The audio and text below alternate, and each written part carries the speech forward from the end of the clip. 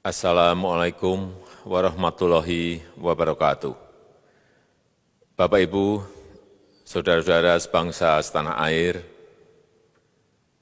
pagi tadi saya telah memimpin rapat terbatas secara virtual tentang Undang-Undang Cipta Kerja bersama jajaran pemerintah dan para gubernur.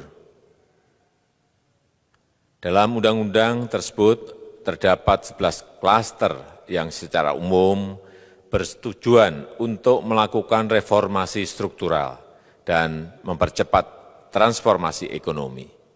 Adapun klaster tersebut adalah urusan penyederhanaan perizinan, urusan persyaratan investasi, urusan ketenagakerjaan, urusan pengadaan lahan, urusan kemudahan berusaha, urusan dukungan riset dan inovasi, urusan administrasi pemerintahan, urusan pengenaan sanksi, urusan kemudahan pemberdayaan dan perlindungan UMKM, urusan investasi dan proyek pemerintah, serta urusan kawasan ekonomi. Dalam rapat terbatas tersebut, saya tegaskan mengapa kita membutuhkan Undang-Undang Cipta Kerja. Pertama, setiap tahun ada sekitar 2,9 juta penduduk usia kerja baru, anak muda yang masuk ke pasar kerja, sehingga kebutuhan atas lapangan kerja baru sangat-sangat mendesak. Apalagi di tengah pandemi, terdapat kurang lebih 6,9 juta pengangguran dan 3,5 juta pekerja terdampak pandemi COVID-19. Dan sebanyak 87% dari total penduduk bekerja memiliki tingkat pendidikan setingkat SMA ke bawah, di mana 39% berpendidikan sekolah dasar. Sehingga perlu mendorong penciptaan lapangan kerja baru, khususnya di sektor padat karya.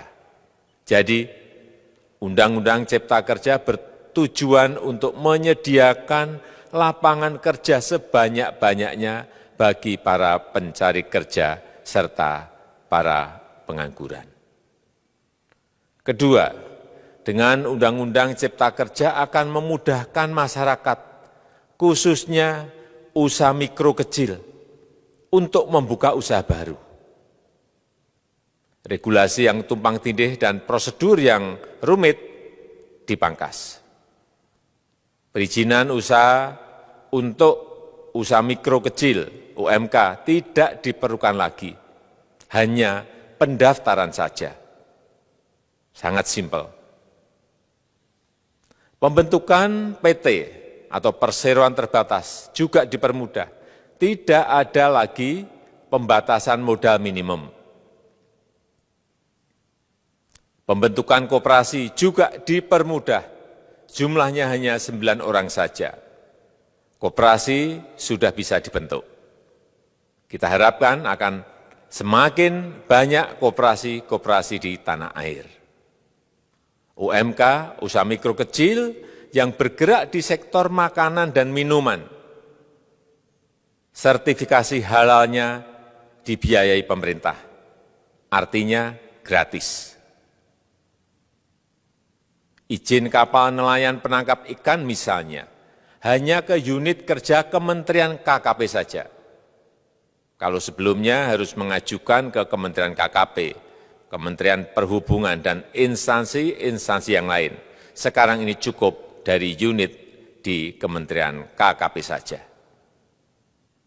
Ketiga, Undang-Undang Cipta Kerja ini akan mendukung upaya pencegahan dan pemberantasan korupsi.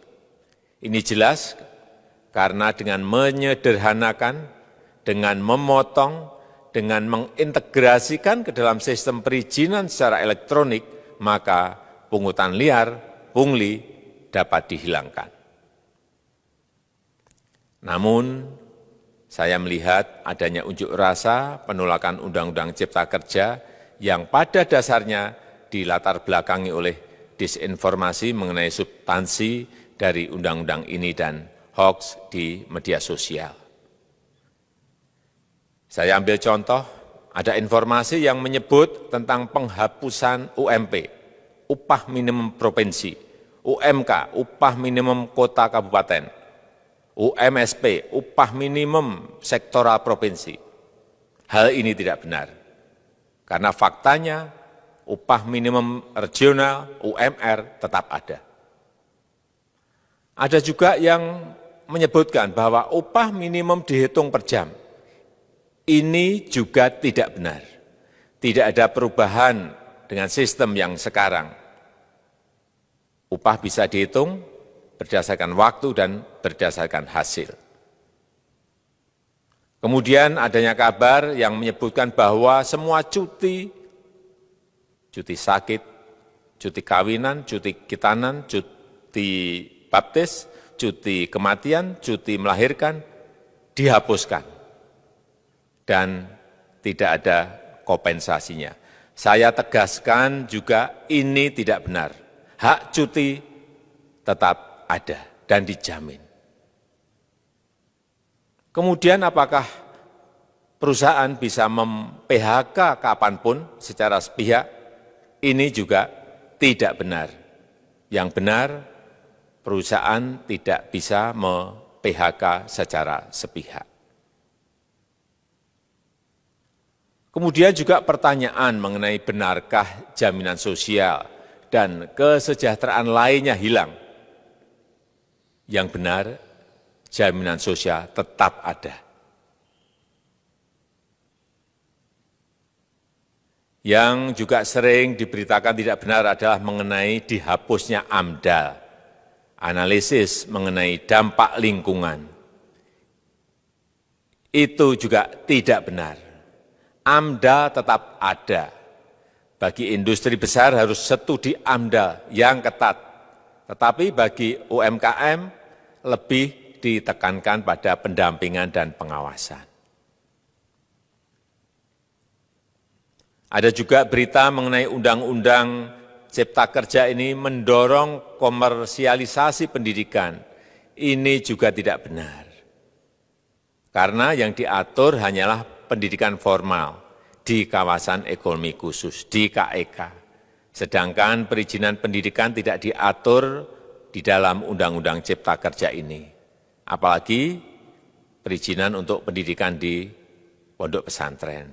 Itu tidak diatur sama sekali dalam Undang-Undang Cipta Kerja ini. Dan aturannya yang selama ini ada tetap berlaku.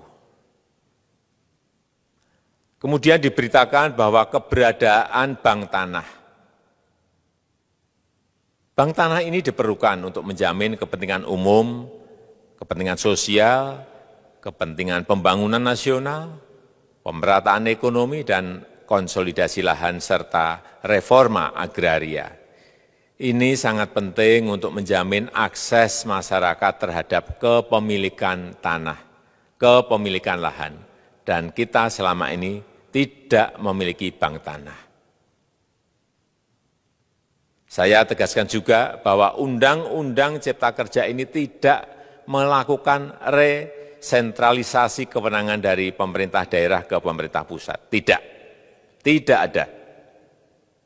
Perizinan berusaha dan pengawasannya tetap dilakukan oleh pemerintah daerah sesuai dengan NSPK, norma, standar, prosedur, dan kriteria yang ditetapkan pemerintah pusat. Ini agar dapat tercipta standar pelayanan yang baik di seluruh daerah. Dan penetapan NSPK ini dapat nanti akan diatur di dalam PP atau peraturan pemerintah. Selain itu, kewenangan perizinan untuk non-perizinan berusaha tetap ada di Pemda, sehingga tidak ada perubahan. Bahkan kita melakukan penyederhanaan, melakukan standarisasi jenis dan prosedur berusaha di daerah. Dan perizinan berusaha di daerah diberikan batas waktu. Ini yang penting di sini. Jadi ada service level of agreement. Permohonan perizinan dianggap disetujui bila batas waktu telah terlewati. Saya perlu tegaskan pula bahwa Undang-Undang Cipta Kerja ini memerlukan banyak sekali peraturan pemerintah atau PP dan peraturan presiden atau Perpres. Jadi setelah ini akan muncul PP dan Perpres yang akan kita selesaikan paling lambat 3 bulan setelah diundangkan. Kita pemerintah membuka dan mengundang masukan-masukan dari masyarakat dan masih terbuka usulan-usulan dan masukan dari daerah-daerah. Pemerintah berkeyakinan melalui Undang-Undang Cipta Kerja ini jutaan pekerja dapat memperbaiki kehidupannya dan juga penghidupan bagi keluarga mereka. Dan kalau masih ada, jika masih ada ketidakpuasan terhadap Undang-Undang Cipta Kerja ini, silahkan mengajukan uji materi atau judicial review melalui MK, Mahkamah Konstitusi. Sistem ketatanegaraan kita memang mengatakan seperti itu. Jadi, kalau masih ada yang tidak puas dan menolak, silahkan diajukan uji materi ke MK. Saya rasa itu yang bisa saya sampaikan pada kesempatan yang baik ini.